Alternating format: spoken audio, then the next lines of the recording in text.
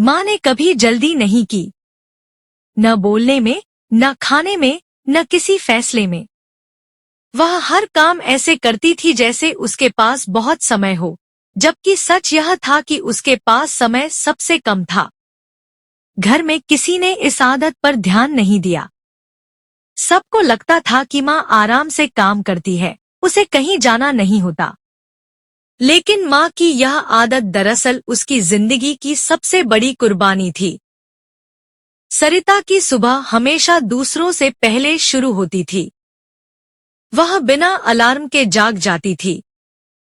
आँख खुलते ही सबसे पहले वह यह सोचती थी कि घर में आज क्या क्या करना है। पति के गुजरने के बाद घर की जिम्मेदारी उसी पर आ गई थी। बेटा मोहित तब छोटा था। सरिता ने कभी यह नहीं जताया कि उसे डर लगता है या वह थक जाती है। उसने खुद को इस तरह संभाल लिया कि मोहित को कभी यह महसूस न हो कि घर अधूरा है। मोहित बड़ा हुआ, पढ़ाई में अच्छा था और सपने बड़े थे। सरिता को लगता था कि बेटा आगे बढ़े, यही उसकी सबसे बड़ी जीत है। उसने मोहित को शहर भेजने का फैसला किया। जाते समय मोहित ने कहा कि माँ आप चिंता मत करना।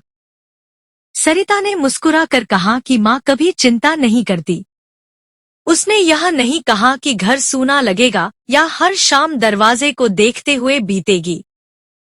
शहर की जिंदगी मोहित को जल्दी रास आ गई। नई पढ़ाई, नई नौकरी और नई रफ्तार। शुरुआत में वह माँ को रोज फोन करता था। सरिता हर कॉल के बाद कुछ देर चुप बैठ जाती थी, जैसे बेटे की आवाज को भीतर सहेज रही हो। धीरे धीरे कॉल कम होने लगे। सरिता ने कभी शिकायत नहीं की। उसने खुद को समझा लिया कि बेटा व्यस्त है। सरिता की दिनचर्या अब और धीमी हो गई थी।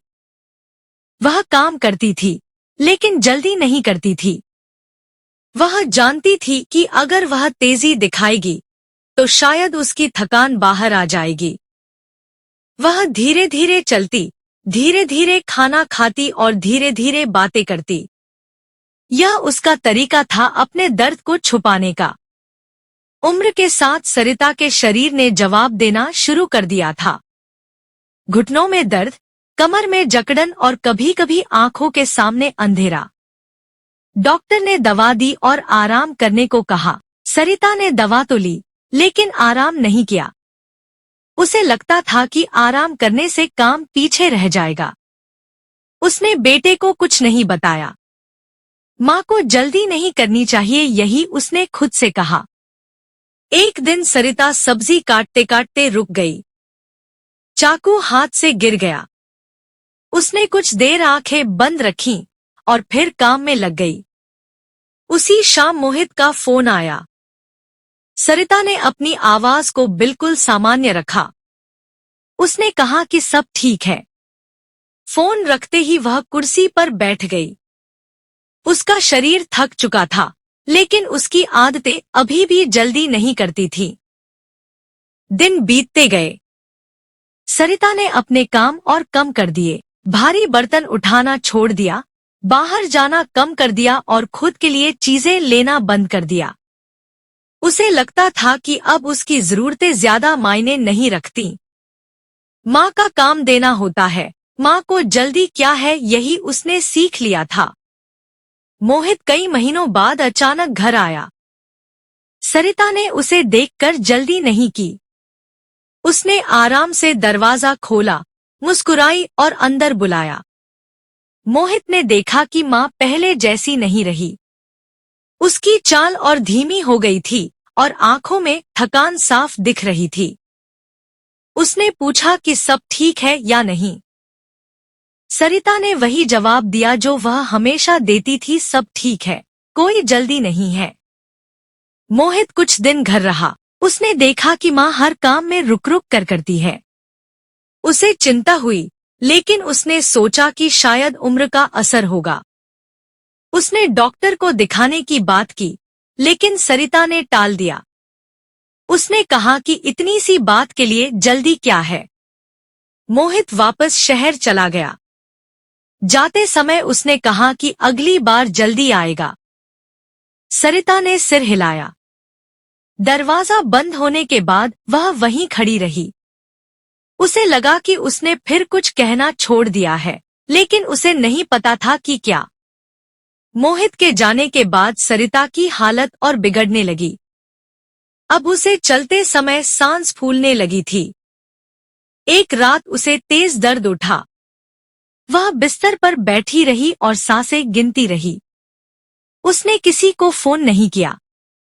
उसे लगा कि सुबह तक ठीक हो जाएगी। माँ ने कभी जल्दी नहीं की, दर्द में भी नहीं। सुबह पड़ोसन आई तो सरिता की हालत देखकर घबरा गई। उसे अस्पताल ले जाया गया। डॉक्टर ने कहा कि हालत गंभीर है और बेटे को बुलाना चाहिए। सरिता ने बहुत धीमी आवाज में कहा कि बेटे को परेशान मत करना। डॉक्टर और नर्स एक दूसरे की ओर देखने लगे। इस बार देर हो चुकी थी। मोहित को फोन किया गया। शहर में फोन बजा तो वह मीटिंग में था। कॉल मिस हो गई। थोड़ी देर बाद फिर फोन आया। इस बार आवाज में घबराहट थी। मोहित सब समझ गया।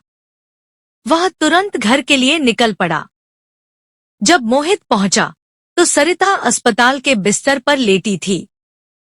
उसकी आंखें बंद थीं, लेकिन चेहरे पर वही शांति थी। मोहित ने मां का हाथ पकड़ा।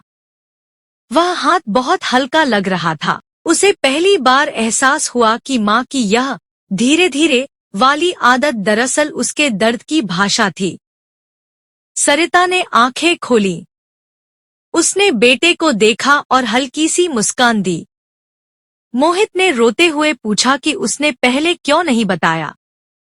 सरिता ने बहुत धीमी आवाज में कहा कि मां को जल्दी नहीं करनी चाहिए, बच्चों की जिंदगी में भी नहीं।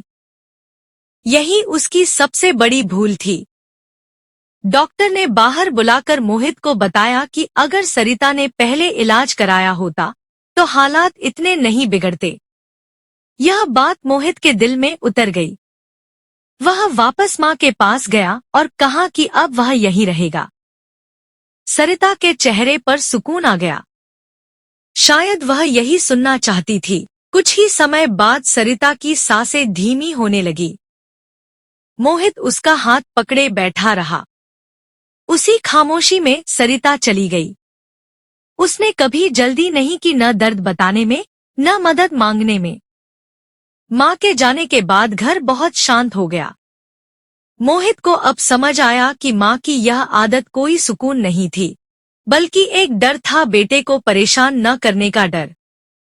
अब मोहित जब भी किसी मां को धीरे धीरे काम करते देखता है तो उसका दिल भारी हो जाता है।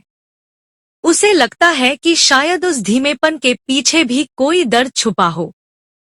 मां ने कभी जल्दी नहीं की और बेटा बहुत देर से समझ पाया कि मां का यह धीरे धीरे दरअसल मदद मांगने का तरीका था।